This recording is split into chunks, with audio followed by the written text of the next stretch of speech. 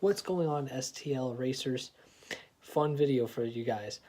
One of my friends actually stopped me and asked me a good question today, and it made me want to make a video about it. He asked me for a cheap rear wheel drive type car that he can drift but yet also use it for fun.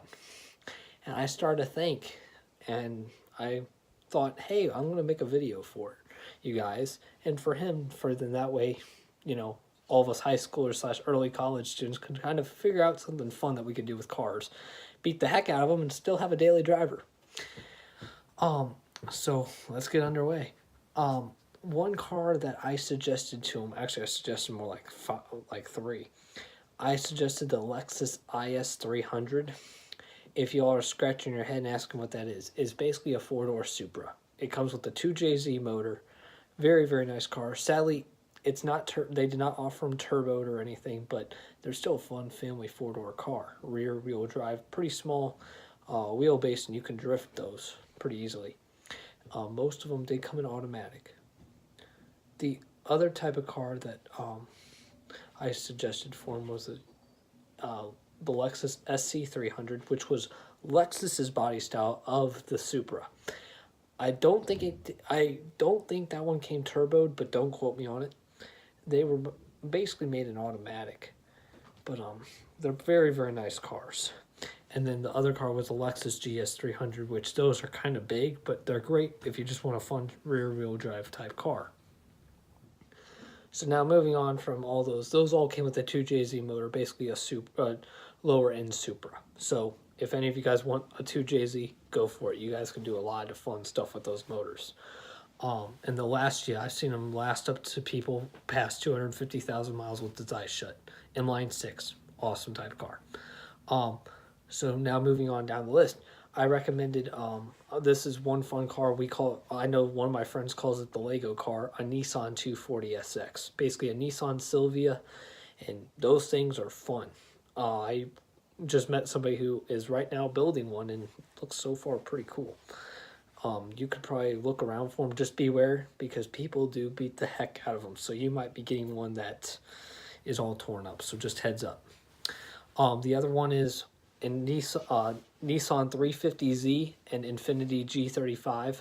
Pretty nice cars. The only problem is people like beating them up. I was looking at buying a G35 a little while ago.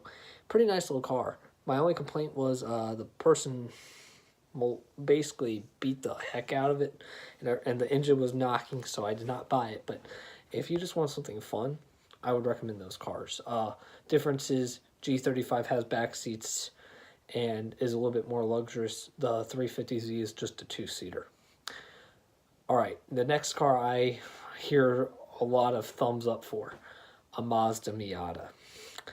I recommend those cars any day of the week. You could pick a 1991 through 97 up for under 5K easily, and they're so easy to work on. One of my good friends owned one, and he owned it for 12 whole years, and it was a fun car. He told me he misses that thing to this day. All right, now moving down the list, these two cars, warning, they are kind of big, but they are fun. Well, my friend owns this. Mercury Grand Marquis / Ford Crown Victoria. Rear wheel drive, a lot of power, V8, but the problem is they're so big, if you don't know what you're doing, you can possibly flip it or damage a lot, which that's what drifting is. You'll damage your car no matter how much you spend on parts. You're always going to damage something during drifting. But those are some fun cars I would always recommend. Pick them up, destroy them, have fun with them. Cops did that. Another type of car that I recommend is a Mustang. I recommend the Fox body, which was made from the 80s to about 1993. And then before they got more muscle look, steroid look, I call them. Basically those type of Mustangs. They're pretty nice little cars. You could find them everywhere. Parts are easy to get, and they're fun to drive, what I've been told. Some cheap honorable mentions, if you can find them, a 1980s Supra. Those things are rear wheel drive. They're fun, and they're starting to get cheaper out there on the market. I think they came with an M6 motor, which those are pretty good. A Toyota Cressida is basically the same thing. It's a 4-door Supra, basically. They're big and they're fun to drift. One of my friends owned one, and I think he still misses it till this day because he got rid of it recently. A Mazda RX-7, beware the rotary engine, but they're pretty fun cars. And a Mazda RX-8. I would also recommend for drifting, if you do plan on drifting, make sure that ain't your daily driver.